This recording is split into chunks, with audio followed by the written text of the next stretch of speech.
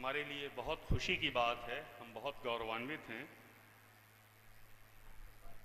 آدرنیہ مولانا ہارون رشید صاحب مفتی اور مفتی بنارس مولانا عبدالباطن نعمانی صاحب کو اپنے بیچ پا کر مانوادھیکار جن نگرانی سمیتی کے ساتھیوں سے گزارش ہے کہ وہ ہمارے آدرنیہ اتھیوں کو مالا پہنا کر ان کا سواگت کریں۔ شری مہتاب عالم جی مولانا ہارون رشید صاحب کو مالا پہنائیں۔ مہتاب عالم جی۔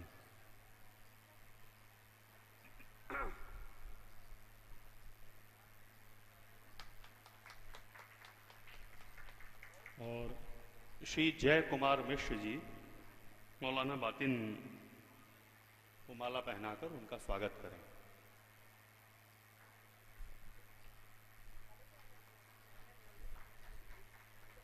اس کارکرم میں الگ الگ طرح کے لوگ الگ الگ طرح کی بھومکاؤں میں ہیں۔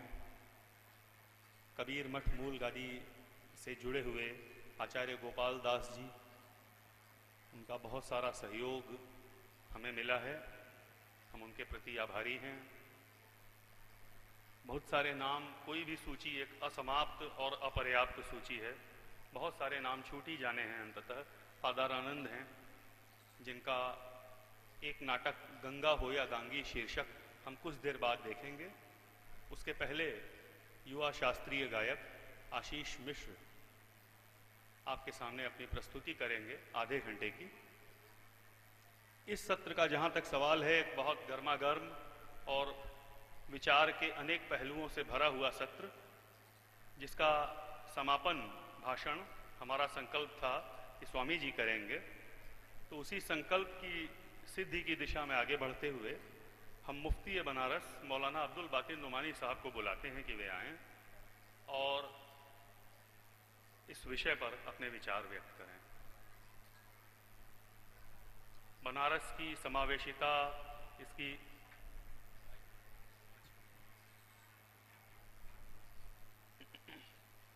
ہمارے دھونی سنچالکوں سے انورودھ ہے کہ وہ مائک ویوستھت کر دیں۔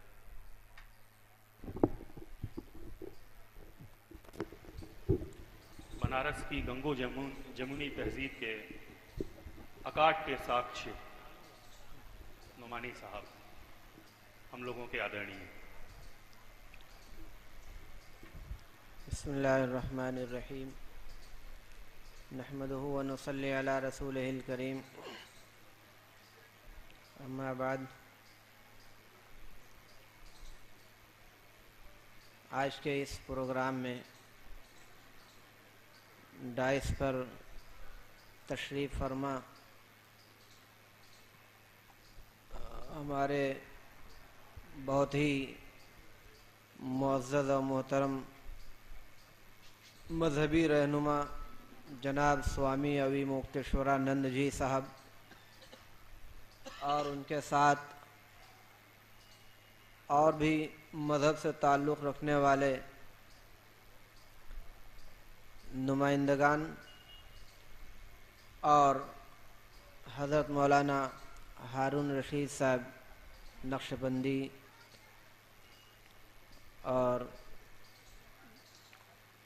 اس پروگرام میں مختلف علاقوں سے آئے ہوئے مختلف مذاہب سے تعلق رکھنے والے ہمارے بھائیوں اور بہنوں، آج پہلی بار اس کبیر مٹھ کے اندر آنے کا موقع ملا ہے، اور یہ مٹھ کبیر داس جیسی اہم شخصیت کی طرف منسوب ہے۔ کبیر داس کی شخصیت کے بارے میں آپ نے کافی دیر سے سنا۔ ایسی شخصیتیں کم ہی پائی جاتی ہیں جن کو ہر مذہب کے لوگ اپنا سمجھتے ہوں۔ کبیر داس ہمارے ہندو بھائیوں کے اعتبار سے وہ ہندو تھے، دیگر مذہب کے ماننے والے بھی انہیں اپنا ہم مذہب سمجھتے ہیں، یہاں تک کہ مسلمانوں نے بھی ایک طبقہ ایسا ہے جو انہیں مسلمان ہی مانتا تھا، اور ایک بہت بڑے مولانا نے اولیاء کرام کی کے تذکرے میں ایک کتاب لکھی ہے، تذکرہ اولیاء ہند۔ اس میں انہوں نے کبیر داس کو اولیاء کرام کے ضمن میں رکھا ہے، اور بحیثیت ایک ولی کے ان کا تذکرہ کیا ہے۔ بہرحال حقیقت کچھ بھی ہو، کبیر داس کے ایک امن پسند اور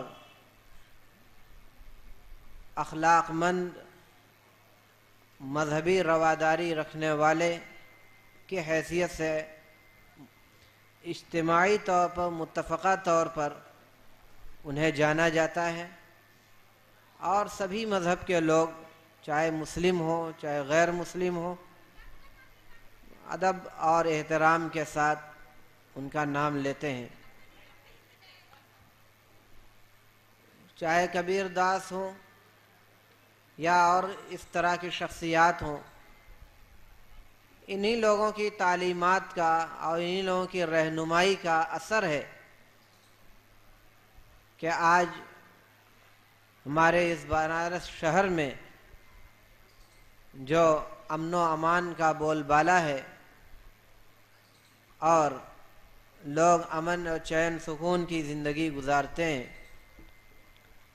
آج سے نہیں، ایک طویل عرصے سے یہ بنارس گنگا جمنی تہذیب کا مرکز کہلاتا ہے۔ یہ انہی حضرات کی تعلیمات کا اور ان کی رہنمائیوں کا اور ان کی بتلائی ہوئی باتوں کا یہ نتیجہ ہے۔ چاہے کبیر داس صاحب ہوں یا اور اس طریقے کے مذہبی رہنما اور اس طرح کے بڑے لوگ، سبھی لوگوں نے ذات پات کے معاملے میں، اونچ نیچ کے معاملے میں، چھوٹے بڑے کے معاملے میں پڑھ کر جو سماج کے اندر ایک دوسرے سے نفرت کا اور ایک دوسرے سے برائی کا جو ماحول بنا ہوا ہے، ہمیشہ ہر ایک نے ان سب چیزوں کی مخالفت کیا ہے، اور اس کی مخالفت کی جانی چاہیے۔ اسلامی تعلیمات کے اعتبار سے دیکھا جائے تو اللہ تعالیٰ نے قرآن کریم کے اندر واضح طور پر قرآن مجید میں یہ بتلا دیا کہ یا ایھا الناس انا خلقناکم من ذکر و انثی وجعلناکم شعوبا وقبائل لتعارفوا ان اکرمکم عند اللہ اتقاکم۔ اس آیت کے اندر اللہ تعالیٰ نے ہر قسم کی اونچ نیچ کی باتوں کو بالکل خارج کرتے ہوئے تمام کے تمام انسانوں کو، چاہے وہ جس قوم سے تعلق رکھنے والا ہو، چاہے جس شہر سے بھی اس کا تعلق ہو، سب کو ایک لائن میں اور ایک جیسا اور سب کو برابر اللہ نے قرار دیا، اور سب کی حیثیت برابر بتلائی کہ بحیثیت ایک انسان ہونے کے سب برابر۔ اور یہ تصور کہ ہم اونچی ذات سے تعلق رکھتے ہیں اس لیے ہم اونچے ہیں، اور فلاں نیچی ذات سے تعلق رکھنے والا ہے وہ نیچا ہے، برادرانہ عصبیت اسی طریقے سے علاقائیت یعنی جس کو ہندی میں چھیترواد کہتے ہیں، برادری واد، چھیترواد، کسی چیز کی بھی اسلام کے اندر ذرہ برابر بھی اجازت نہیں، کوئی اہمیت نہیں۔ آج انسانوں نے اپنے اندر بٹوارا کر رکھا ہے، ہم اونچے لوگ ہیں، ہم بڑے لوگ ہیں، اب فلاں لوگ ہماری خدمت کے لیے پیدا ہوئے، ہماری نوکری کے لیے پیدا ہوئے، ہم ان کے اوپر بالادستی قائم کریں گے، وہ ہمارے ماتحت بن کر رہیں گے، ہم بیٹھیں گے تو ہم اونچائی پہ بیٹھیں گے اور فلاں نیچے زمین پہ بیٹھے گا، ہمارے قدموں پہ بیٹھے گا۔ یہ اونچ نیچ اور چھوٹے بڑے کا بٹوارا ہم نے کیا، ہم اس کے ذمہ دار، کوئی بھی مذہب اس کی اجازت نہیں دیتا۔ اسلام میں سختی سے ان سب چیزوں کا بالکل خاتمہ کر دیا، اور کہا گیا کہ ہر انسان بالکل آزاد پیدا ہوا ہے، ہر انسان آزاد پیدا ہوا ہے، کوئی بھی انسان غلام نہیں پیدا ہوا۔ یہ ہم نے اپنی ذات سے بٹوارا کر لیا کہ اب فلاں غلامی کرنے کے لیے پیدا ہوا اور فلاں غلامی کرانے کے لیے پیدا ہوا، ہم بڑے لوگ ہیں، وہ چھوٹے لوگ ہیں۔ ہر انسان پیدائشی طور پر آزاد ہے اور آزاد رہے گا، اور ہر ایک کو اس بات کی کھلی اجازت ہے کہ وہ سب کے ساتھ اٹھے بیٹھے، عبادت گاہوں میں آئے جائے، اور کسی بھی طریقے کا کسی بھی بھید بھاؤ اس کے لیے کہیں سے بھی اس کی اجازت نہیں۔ لیکن ہم لوگوں نے اپنی مفاد کے لیے، اپنے سوارتھ کے لیے ان سب تعلیمات کو نظر انداز کیا۔ ہم کسی دوسرے مذہب پر انگلی اٹھانے سے پہلے ہم خود اپنے یہاں دیکھیں۔ ایسا نہیں ہے کہ اسلام میں اس بات کی ممانعت کی گئی ہے، ذات بات کی، چھیترواد کی، علاقائیت کی مخالفت اسلام میں کی گئی ہے تو اسلام کے ماننے والوں کے اندر بھی یہ بات نہیں، ایسا نہیں۔ آج ہمارے اسلام مذہب کے ماننے والوں میں بھی ایسے لوگ ہیں جنہوں نے ان تعلیمات کے اوپر عمل نہیں کیا، جہاں بہت ساری تعلیمات کے اوپر عمل نہیں کیا، اس پہ بھی عمل نہیں کیا۔ تو یہ ہمارے یہاں مذہب اسلام میں اس بات کی کوئی قطعی کہیں سے اجازت نہ ہونے کے باوجود ہمیں افسوس کے ساتھ کہنا پڑ رہا ہے کہ ہمارے یہاں بھی اس طرح کی باتیں ہیں اور دیگر لوگوں کے یہاں بھی۔ لیکن میرے بھائی، انہی سب چیزوں کی وجہ سے، جیسا کہ ہم لوگوں نے ذات پات کے اعتبار سے، برادری کے اعتبار سے، علاقائیت کے اعتبار سے، حتیٰ کہ مذہب کے اعتبار سے، اور بھی بہت ساری چیزوں کے اعتبار سے ہم نے بٹوارے کر رکھے ہیں اور خانوں میں اپنے آپ کو بانٹ رکھا ہے، اس کی وجہ سے اس کے برے اثرات ہمارے سماج کے اندر، ہماری قوم کے اندر آ رہے ہیں۔ جبکہ جس کی یاد میں اور جس کے نام پر آج یہ اتنا بڑا پروگرام منعقد ہوا، انہوں نے بھی ہمیشہ ان چیزوں کی قطعی مخالفت کی۔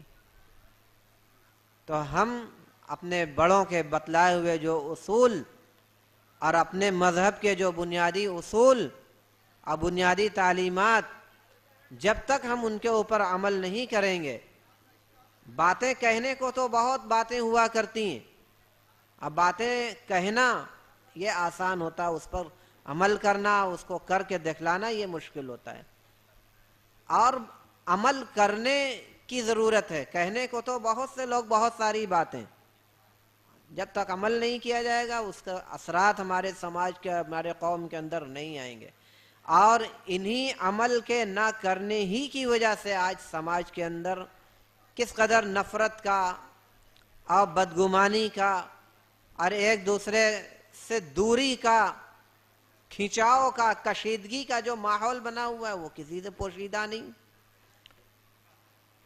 تو میرے بھائیوں، آج کے اس مختصر وقت میں، اتنے عظیم پروگرام میں میرا یہی پیغام ہے کہ اپنے مذہب کی اور اپنے بڑوں کی اور اپنے بزرگوں کی جو ہدایات رہی ہیں، ان ہدایات کے اوپر ہم ان کو عمل کریں اور ہم ان کی بتلائی ہوئی باتوں کو عام کریں۔ ہم ان کے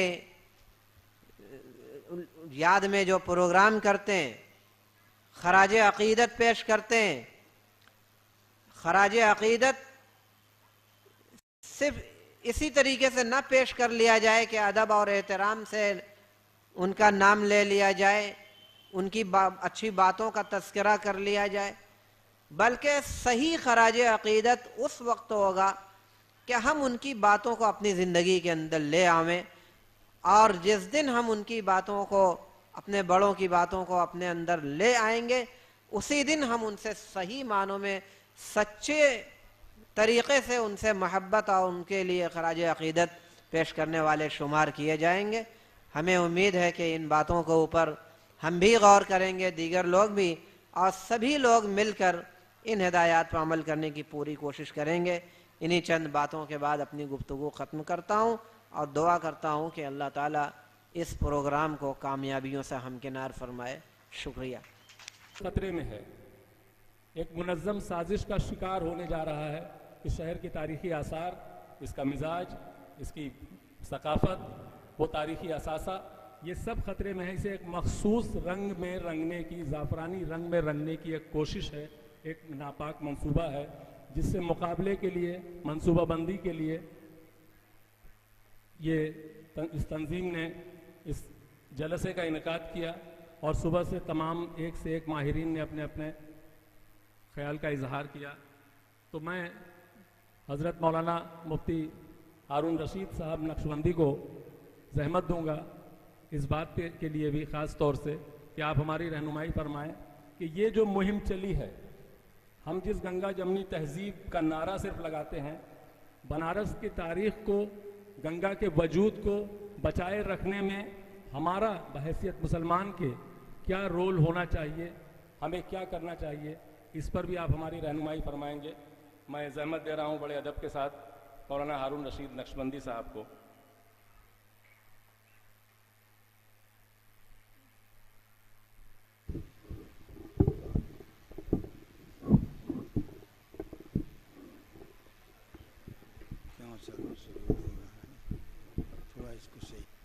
بسم اللہ الرحمن الرحیم، نحمدہ ونصلی ونسلم علی رسولہ الکریم۔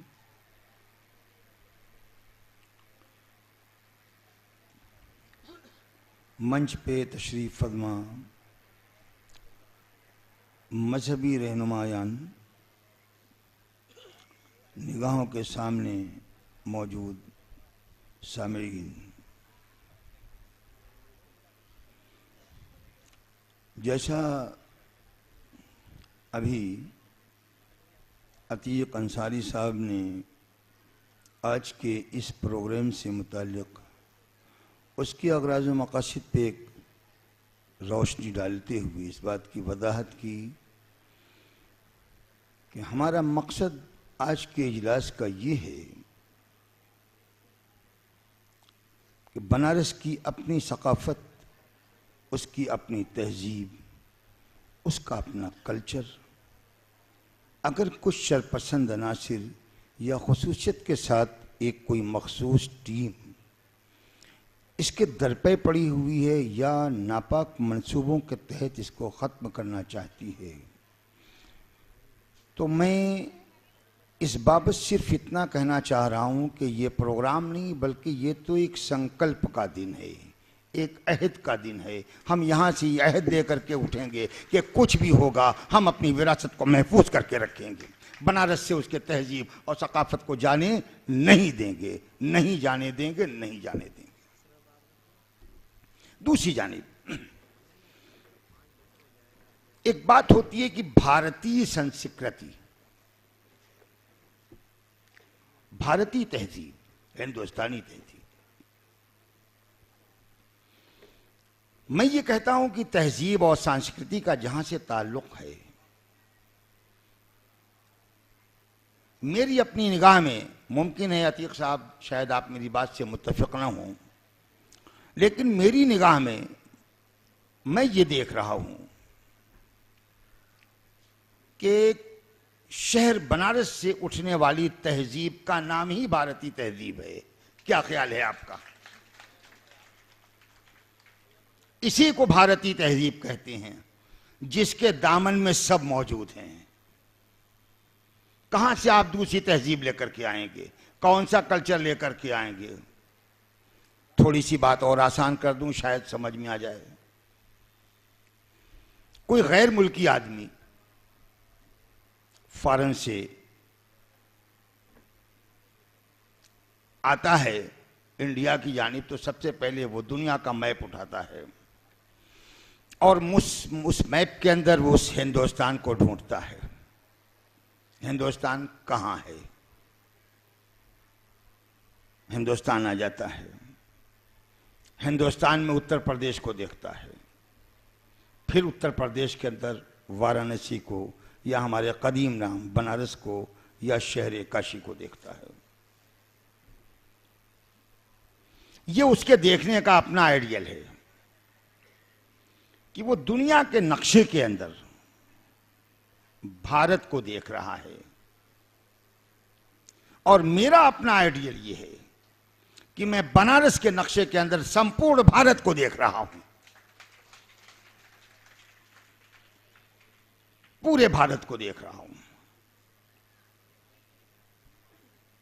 آج پاکستان الگ ہوا ہے، بنارس میں عتیق صاحب بتا رہے تھے کہ ایک محلہ لاہوری ٹولہ بھی ہے۔ ہمیں اس فضا سے اگر ہم کنار ہونا ہے تو لاہوری ٹولہ چلے جائیں گے، اگر ہمیں بنگال اسٹیٹ کی خبر لینی ہے تو ہمیں بنارس چھوڑ کر کے جانا نہیں ہوگا، یہاں پر بنگالی ٹولہ بھی موجود ہے۔ کشمیر کے نام سے بھی بنارس کے اندر ایک محلہ آباد ہے، کشمیری گنج۔ عتیق صاحب خود ہی بتا رہے ہیں کشمیری گنج۔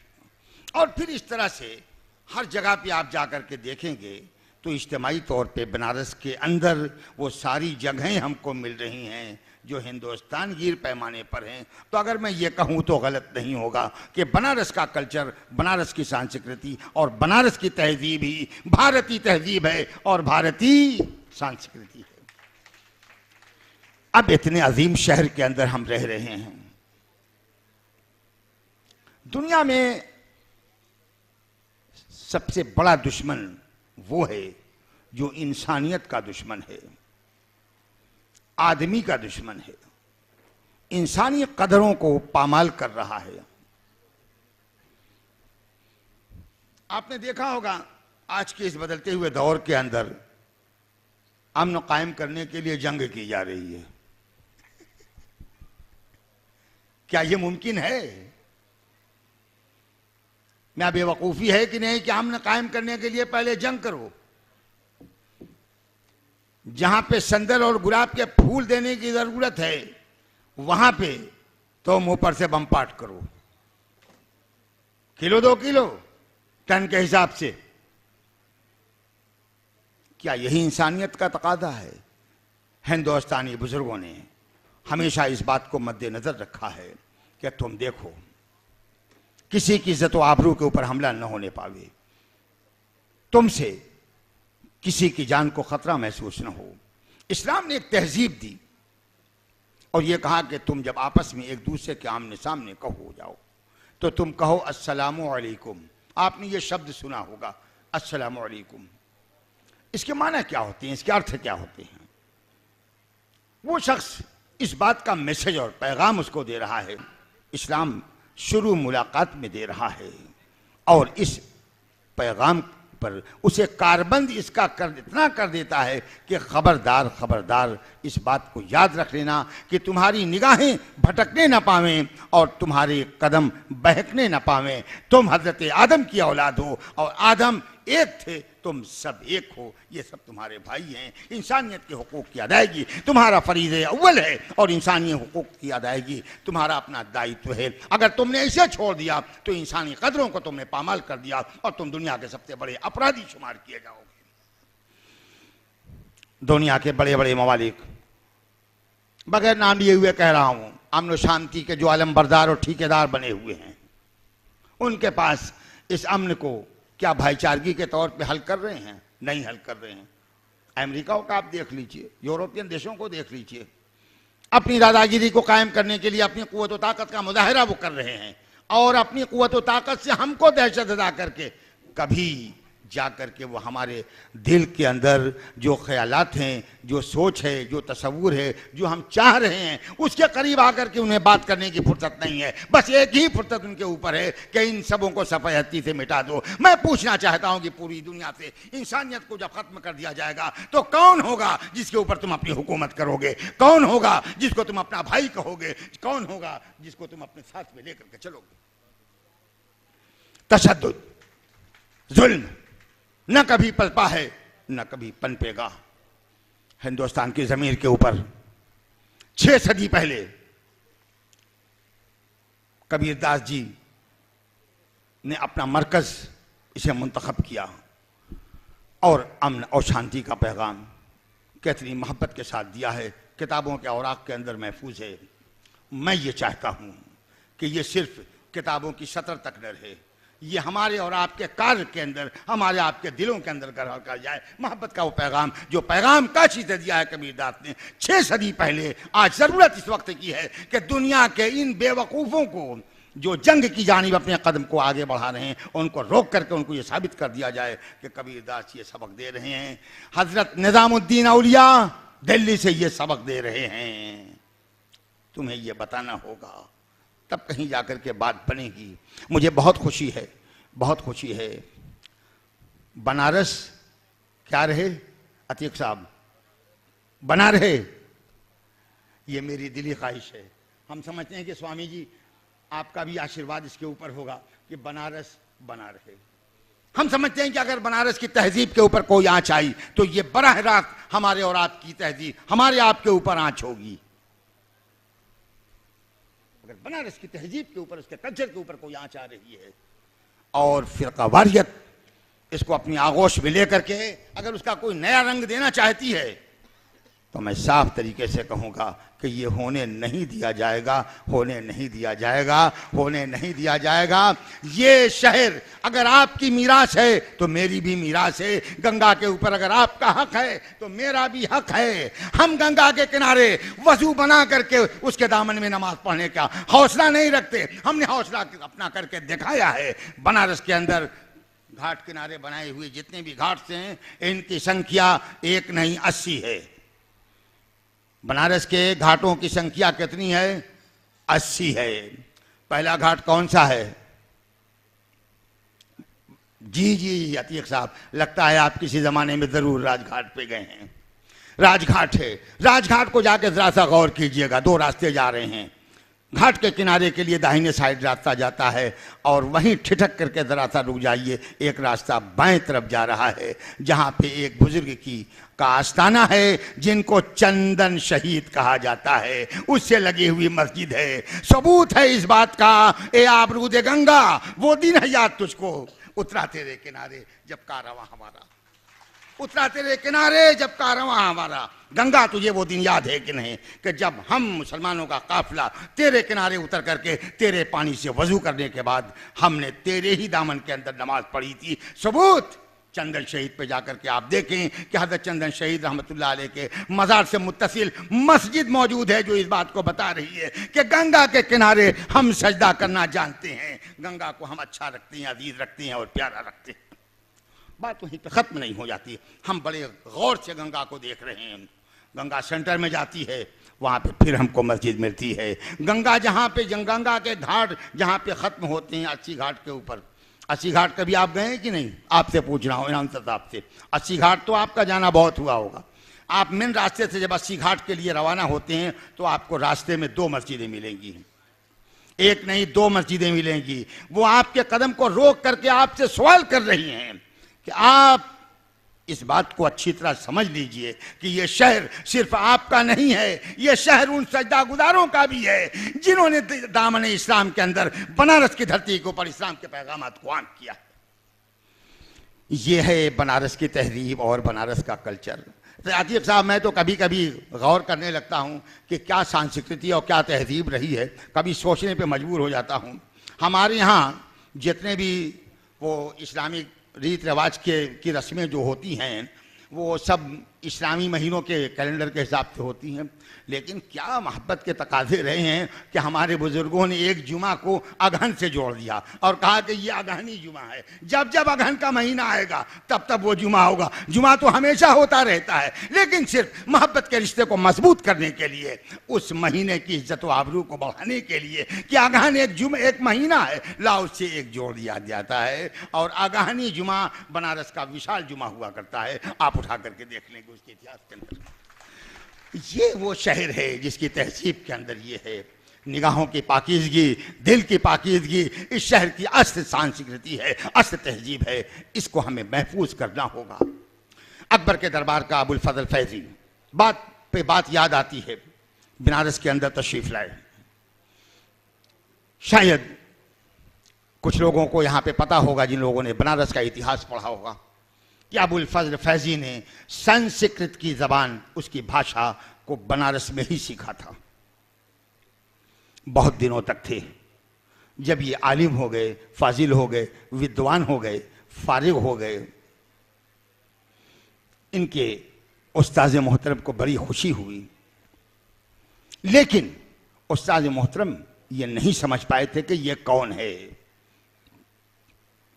आखिरी दिन उन्होंने एक पेशकश की, और पेशकश इस बात की कि बेटे, मैं ये चाहता हूं कि अपनी बेटी का अक्द तुम्हारे साथ कर दूं, रिश्ता तुम्हारे साथ कर दूं, ब्याह तुम्हारे साथ कर दूं। फैजी साहब खामोश हो गए। जवाब सुनिएगा मुअर्रिखीन ने जो उस जवाब को लिखा है। आपकी ख्वाहिश का मैं एहतराम करता हूं, लेकिन मैं उसे तो माँ जाई बहन समझा करता था। आप मुझसे क्या कह रहे हैं? ये तासुरात हैं अबुल फजल फैजी के। ये वो शहर है जो नजरों की पाकीज़गी का शहर है और दिलों की पाकीज़गी का शहर है। यही इसकी संस्कृति है, यही इसकी तहजीब है, यही हमारी मीरात है, और इसी का नाम हेरिटेज सिटी है। हम हेरिटेज सिटी को हर हाल में बनाएंगे और इसको फ़िरक़ावारियत से और फ़िरक़ावाराना जहनों से और फ़िरक़ावाराना जमातों से बचाने का हर तरह का अहद करेंगे। खुदा हम सबको ये तौफीक दे कि हम अपने शहर की संस्कृति और तहजीब को बचा सकें। खुदा हाफिज़। शुक्रिया।